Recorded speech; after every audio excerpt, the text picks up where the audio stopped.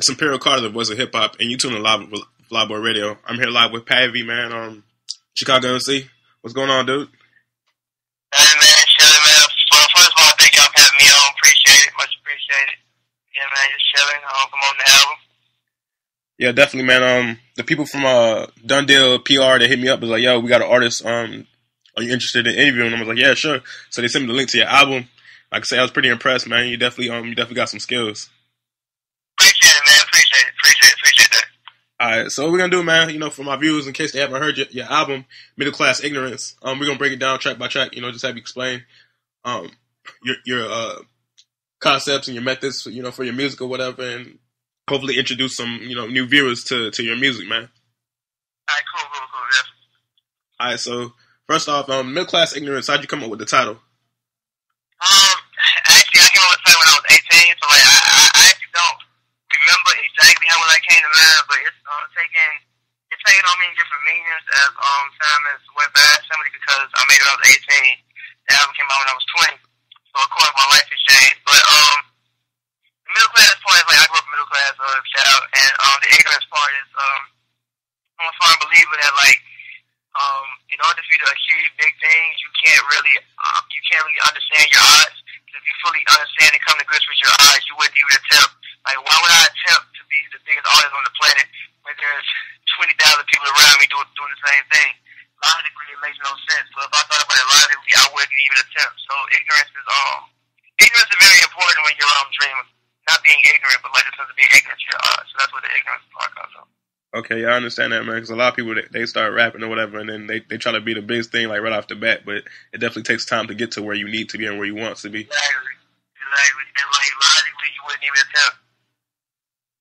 Right. And then you say you started this when you're 18, so you're 20, so you took over, like, almost 2 years to record this. So I guess maybe your method might be quality over quantity. A lot of rappers out here are putting, like, 15 mixtapes out in 1 year, and half of it's filled with garbage. Yeah, well, actually, when I started it was like a struggle even getting good beats because I don't really have too many connections. But like it took 2 years, but it was really recorded in like about 7 months. Okay. Because that's when I met Dutch Cannon, who like produced half of the album. And like the oldest song was Hands Up, and that was from like a year ago. And like everything else was like recent. It's like the last 7 months mostly. But yeah, it did take 2 years because it's like we started 2 years ago, but those songs didn't make it actually. Okay. But yeah, you would never see me like put out like 5 projects. Even like the Book of Pavy I put out before MCI, that was like basically the songs that didn't make MCI. I would never put out like 5 projects and 15 songs. Not even like nah. Yeah, man, it's quality. I think it's quality over quantity because you have artists like Kendrick Lamar. He just dropped Section 80 last year, and he's still, performing off of that. He's still doing dropping tracks off that. But that body of work is quality. So I'd rather have an artist give a good body of work that lasts for a long time than give me like 10 projects that are fucking garbage. So yeah, man. Definitely. I feel the exact same way. So we got the first track, the Uprising, man. I really like that track because one of my favorite movies is Inception, and you guys sampled, one of the themes from there. Yeah. You know this, yeah. Yeah, man. Go ahead. I'm sorry. That's probably like the most personal record that I've written. Actually, like, well, I used to more, so do like a whole lot of free writing. So I like the first 16 bars were actually free written, and then when I was just like, man, I want to sample like a movie score, like just do something new because people don't really usually do that. Like I don't know why, because like the scores are epic. So I was like, man, I want some epic to start it off with. So I went in, like picked a sample, gave it to Dutch, and then he like just like slowed it down for me, and then like added like a couple things. So we just rapped over like the natural progression of the beat. But yeah, so it's kind of like I'm kind of like speaking to my generation, as well as like explaining my life, and it's more so like the prelude to the album, basically. So like I wanted you to hear that and be stuck, like man, okay, like this is like some epic. Then you hear like the next joint, and like you get up, like okay, I feel it now. But yeah, that's probably the most personal song that I've written. That's actually my favorite song on the project. Okay, yeah, man, it's pretty dope. Like I said, the whole you guys sampling Inception thing really hooked me. I was like, man, this feels kind of not like necessarily a movie, but like you said, something big, something epic. Like I was expecting big things after I heard that. So it's definitely a dope track on the album, man. Yeah, appreciate it. And then the next one you got Triumphant. Talk a little bit about that one. That was for people to see the video, but you can just go on my website, www.pavyworld.com, and in the video section, it's on right there. But basically, that song is like I try to just that's actually the first record me and Des recorded. So like that was like where like our real like friendship and where work relationship began was with that record. So I tried to just inspire people because I know I need inspiration sometimes, and everybody gets down at times. So basically, that record I just try to be inspiration. I can try to go to what people heads because I really wanted you to get it. So yeah, that's right. Yeah, man. I'm real like inspirational for the people. Just like basically I like envision, you know, like when you're like a sports player or something like that, and you finna come out to your big game, you throw on triumphant, and you get hyped for it, and you like, I am ready to conquer my odds, basically. Or it's just like anything you do, like you just ready to like throw it on beforehand, you get hyped about it, then you ready to go out and just conquer your odds. Basically, that's what it is. Yeah, that's what it feels like when you listen to the track. It's like, okay, you overcoming something, like you really have inspiration, like you said, to inspire people to do better, to get to where they want to be, you know, to get through whatever they're going through. So it definitely is a track that you feel that on. Yeah, definitely. And then the next track you got Mission Statement. To me, that feels like, you know, you kind of like really explaining about what you're really about, because a lot of cats, you know, they out there rapping, but they don't have a direction. They're just kind of like spitting whatever. But you seem like you really have a view, you know what I'm saying, something that you want to accomplish. Yeah, that was originally like the first promo single for the project. Like I have a video for that too. It's on my website again. But yeah, basically like I feel like if you don't know what you're doing, like I said in the song, if you don't have a direction, then you're lost. Just basically just laying out my own career, laying out the direction. Funny story, when we recorded it, that song was originally gonna be 2 verses. So when 2G did his verse, I'm like, nah, I gotta put a 3rd verse on there. So like, I don't know if people know this, but like the first verse was real on topic, and like the 3rd verse was all bars. You know what I'm saying? Because like I can never get outshined on my own song. That's not cool to me. So I really had to go in and just like give like bars like the last verse. But yeah, basically it's just really about just the path of my career and what I want to do for it, basically. Yeah, man, that's what's up. It sucks getting shot on your own song. That's cats like Ludacris. If you get him on a song that like he always kills a remix or whatever, so whatever he appears on. So I can understand that concept, not wanting to get like rapped over your own song. That's kind of stupid. Like it makes you look like you're retarded or something. Yeah, definitely. Yeah, that can't be me.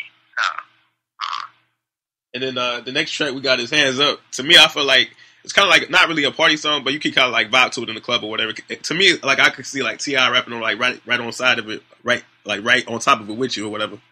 Yeah. I don't know why. Yeah, definitely. Like the first half of the album was to be like very up tempo and like very hyper and like you know like you can play it. It was like pumping your car or something. Like Hands Up. That was originally gonna be the second single, but we switched it for this other joint that's on the project. But yeah, it's just like a real hype record. Like I said, that was actually the first record, well, like the oldest record that's still on the project. The producer is actually from Greece who get that record. So yeah, like I was in a different mind frame of thinking when I made that joint, but yeah, it's definitely like something that I feel like a pretty high record, real energetic. So yeah. Okay. And the producer you said was from Greece. How did you link up with him? Twitter, Facebook, MySpace. Oh, okay. Like I think I tweeted something like actually Facebook or something. I put up a set like, yo, I'm like looking for beats. It was MySpace link, and I'm like, yo, okay, these beats are pretty nice. I actually got like 2 beats from one of the songs didn't make this project. They actually made another one, and then that one. So yeah, that's how I linked up with him. Okay, that's what's up, man. And then the next track we got is Lift Up. Yeah, Lift It Up. Really, that track I just kind of wanted to rap. You know, I feel like every rapper needs those songs on the joint on the project where they just space it out and just go rap. So I mean, like I was still talking about things like in the song, but really I was just trying to like space it out and just like go in and just go rap. Yeah, that's what it feels like, man. You was just like spitting bars on that, and it's a dope track, man. You can just like really like you can just roll down the street and just listen to it, like, you know, hear the lyrics and stuff. So I fuck with it, man. Yeah. And the next track, this is one of my favorites actually on the album too. I got a couple of them, but typical gangster shit, man. That shit made me laugh when I was hearing it. I was like, man, this is the dude. Like, I like the concept. Actually, I had the most fun I've ever had recording the song. Recording that. Like, I remember when I got sent to and I'm like, you know what? I don't want to do something regular on this. And like, I started mumbling the hook. Now this is just a song that I'm against the beat. And I'm like, you know what? I'm finna do that. And then when I wrote the verse, cause like Dutch calls me and like he says all my stuff. He like, yo, they're gonna like do some Flocka ad-libs, right? I'm like, alright, fuck it. So we went in there and just did 4 like sets of ad-libs and just just put over the track. Like yeah, it's like a real fun joy. Like I'm not coming at gangster music. I'm just like more so saying like people always tell me what to rap about. So like it's like kind of like the irony, like a little play on words. Like you always tell me what to rap about, but I don't want to do that. But let me make a song for y'all. So everyone tell me what to rap about here. Take this, kind of like an irony, but I'm not mocking gangster rap in any sense of form. Yeah, yeah. Like, I feel you, man. I didn't get that. It's just like it's kind of a fun song. You just like you make it. I understand the concept where you're coming from or whatever. And it's funny because like you're from a city where there's a lot of gang bangers and stuff. So you figure like maybe being from Chicago, you might make music like that, but you make music for the people. So yeah. I feel that track, man. Yeah. And the next one we got Stream of Conscious. That's a dope record too. Yeah. Well, when I did that song, like I was just like on Twitter one day, and I was just seeing so much struggle and just so much things from the people that I was like, yo, like what are you talking about? Like what's going on? And the first 15 bars of that was actually pre-written. So I was in the booth like, yo, I got these 15 bars, like can we put something to it? And then he crafted the beat, and I was like, you know what? I'm finna just go in there and rant like 48 more bars. So I just went in there and ran and just like I got like everything off my mind. So like that was like kind of my rant song. I just went going to move the rant, so that's what I did for that joint. Okay. And then let's see what next one we got. Pointless Rap Song. That's another one of my favorites. Especially like the beat. The beat is real groovy. Like kind of takes you back to like an old school type of feel. But I love the beat on that, man. And then just like the concept was pretty dope too. Yeah.